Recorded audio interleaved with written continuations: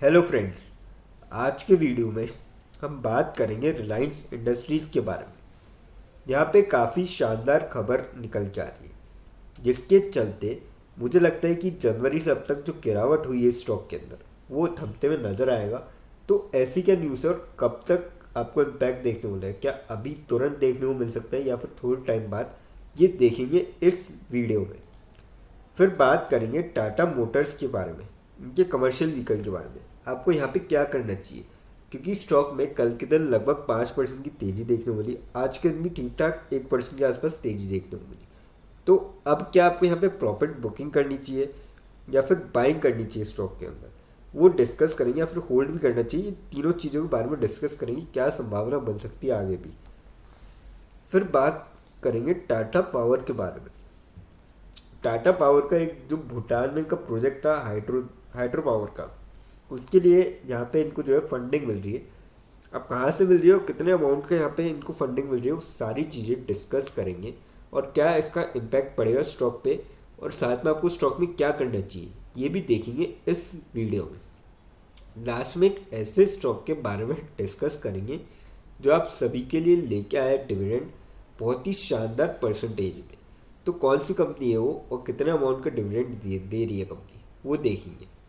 तो चलिए सबसे पहले बात करते हैं रिलायंस इंडस्ट्रीज़ के बारे में।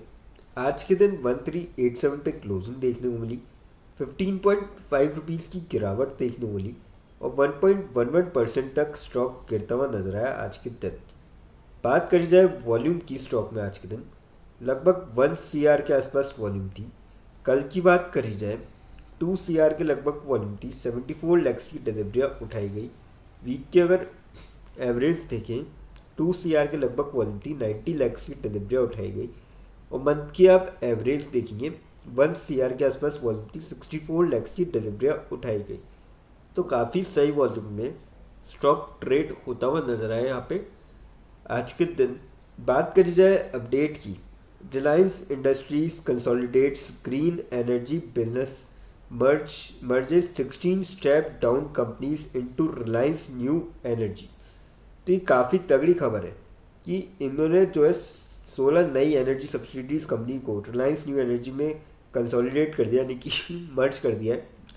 It's green energy and hydrogen manufacturing business. तो इससे आपको जो है कंपनी में एक तेज़ी का दौर बनता हुआ जरूर नजर आएगा, क्योंकि अभी देखिए सब्सिडरी कंपनी है, आप सबको मर्ज करके एक किया है, और वो भी जो एक कंपनी बनाई है वो भी अभी इसी की सब्सिडी रहेगी। तो जो भी होगा सब कुछ इसमें ऐड ऑन होगा, क्योंकि अभी लिस्टेड नहीं है स्टॉक मार्केट में। तो और ये जो है कहीं ना कहीं यहाँ पे बहुत ज़्यादा जोरों से इस पर काम चल रहा है। और जब जब हमने देखा है कि रिलायंस जब भी फुल प्लानिंग प्लॉटिंग के साथ उतरता है तो मार्केट में तहलका मचाता है।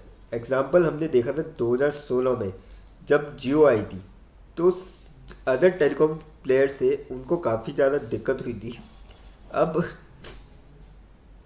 आज की तारीख में सिर्फ जियो और एक एयरटेल, सिर्फ ये दो ही यहाँ पे जो है जो मार्केट में टिके हुए हैं बड़े प्लेयर्स। तो ऐसे में कहीं ना कहीं यहाँ पे भी काफ़ी तगड़ी इनकी प्लानिंग होगी, जिसका इम्पैक्ट आपको आने वाले टाइम के अंदर देखने को मिल सकता है। और इस स्टॉक में अगर हम ईयर टू डेट देखें, ऑलमोस्ट 12% की गिरावट है। तो आप इसका जो है फ़ायदा उठा सकते हैं इस गिरावट का, और स्टॉक को ले सकते हैं लॉन्ग टर्म के पॉइंट ऑफ व्यू से। अब बात करते हैं टाटा मोटर्स के कमर्शियल व्हीकल्स के बारे में। 448.7 पे क्लोजिंग देखने को मिली, 3.8 रुपीज़ की तेज़ी देखने को मिली और लगभग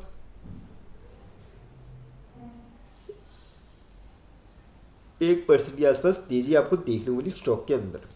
5 दिनों में अगर हम देखें 1.6% के रिटर्न यहाँ पे, और कल के दिन तो काफ़ी तगड़े यहाँ पे रिटर्न थे स्टॉक के। बात करी जाए वॉल्यूम की स्टॉक में, आज के दिन 1 CR के आसपास थी। कल की बात करी जाए, कल लगभग 2 CR के आसपास वॉल्यूम थी, 79 लैक्स की डिलीवरी उठाई गई थी। वीक की अगर एवरेज देखें 1 CR के लगभग वॉल्यूम थी, 70 लैक्स की डिलीवरी उठाई गई।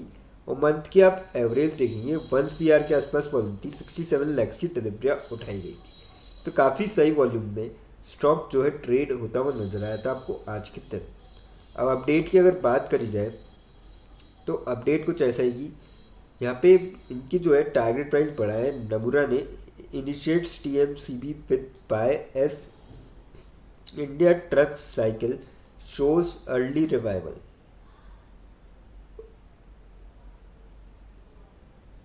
और यहाँ पे TMCV India's business to be a key beneficiary of the anticipated recovery, supported by its dominant 46% market share in domestic MHCV segment in financial year 25। तो ये काफ़ी तगड़ा जो है इनका शेयर है 46%। तो आप समझ सकते हैं ऑलमोस्ट ऑलमोस्ट आधी जो सेगमेंट है उस पर इनका कंट्रोल है और ये रिवाइवल हो रहा है इसका। तो कहीं ना कहीं अर्ली रिवाइवल पाती है। और टारगेट प्राइस देखिए 481 के इन्होंने सेट भी कर दिए और स्टॉक देखिए आप कहाँ चल रहा है 448 पे। तो लगभग यहाँ से 7 से 8% की तेज़ी आपको देखने को मिल सकती है स्टॉक के अंदर। तो मैं तो कहूँगा कि इस स्टॉक को आप ले सकते हैं। कंपनी काफ़ी तगड़ी है, लगातार ग्रो भी कर रही है। तो ऐसे मुझे लगता है कहीं ना कहीं ये टारगेट अचीव होते हुए नज़र आएंगे आपको नियर फ्यूचर के अंदर। अब बात करते हैं टाटा पावर के बारे में। 345.7 पे क्लोजिंग देखने को मिली, 7.6 रुपीज़ की गिरावट देखने को मिली और 2.15% तक स्टॉक गिरता हुआ नजर आया। बात करी जाए वॉल्यूम की, यहाँ पे स्टॉक में लगभग 33 लाख से आसपास की वॉल्यूम थी। कल की बात करी जाए 41 लाख की वॉल्यूम थी, 21 लाख की डिलीवरी उठाई गई। वीक की अगर एवरेज देखें 39 लाख की वॉल्यूम थी, 18 लाख से डिलीवरी उठाई गई। मंथ की आप एवरेज देखेंगे 42 लाख की वॉल्यूम थी और 23 लाख से डिलीवरी उठाई गई। तो काफ़ी सही वॉल्यूम में स्टॉक ट्रेड जो है होता हुआ नजर आया था आज के दिन। अपडेट की अगर बात करी जाए, world bank group approved 815 million financing for Tata powers 1125 megawatt Bhutan hydro power project. तो ये काफ़ी तगड़ा इनको जो है अप्रूवल मिला है, जिसका आपको आने वाले टाइम में काफ़ी ज़बरदस्त इम्पैक्ट देखने को मिल सकता है। तो मेरे ख्याल से तो इस स्टॉक में भी बाइंग करी जा सकती है। अगर इस स्टॉक के भी आप ईयर टू डेट के यहाँ पे रिटर्न देखेंगे तो कुछ खास नहीं है, मतलब 10% के आसपास नेगेटिव है।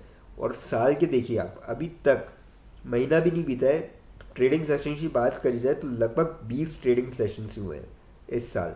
23 जनवरी आज, तो 23 जनवरी में हमको यहाँ पे लगभग 3 सैटरडे संडे की छुट्टी, तो 6 सैटरडे संडे के अगर हम देखें तो 15 से 16 ट्रेडिंग सेशंस हुए हैं।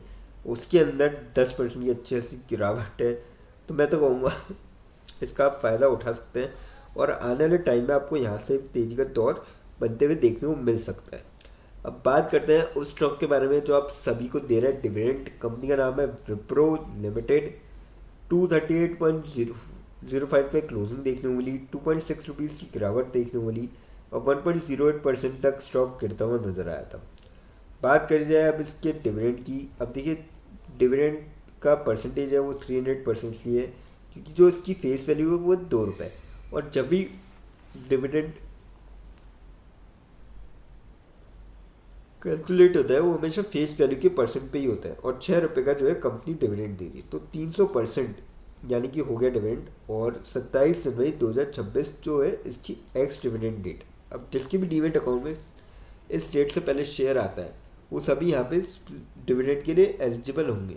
अब देखिए फ्रेंड्स, जो रिटर्न है कंपनीज के वो लॉन्ग रन में काफ़ी ज़बरदस्त है, लेकिन यहाँ पे कोई भी इन्वेस्टमेंट करने से पहले अपने फाइनेंशियल एडवाइज़र से कंसल्ट करें या फिर खुद की रिसर्च करें, क्योंकि वीडियो नॉलेज के पर्पज़ के लिए, इन्वेस्टमेंट पर्पज़ के लिए नहीं।